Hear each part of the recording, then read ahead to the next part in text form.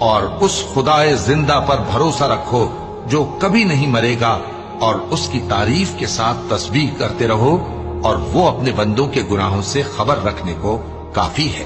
وہی جس نے آسمانوں اور زمین کو اور جو کچھ ان دونوں کے درمیان ہے 6 دن میں پیدا کیا، پھر عرش پر جلوہ افروز ہوا۔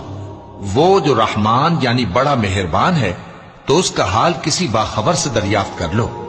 اور جب ان کفار سے کہا جاتا ہے کہ رحمان کو سجدہ کرو، تو کہتے ہیں اور رحمان کیا ہوتا ہے؟ کیا جس کے لیے تم ہم سے کہتے ہو ہم اس کے آگے سجدہ کریں؟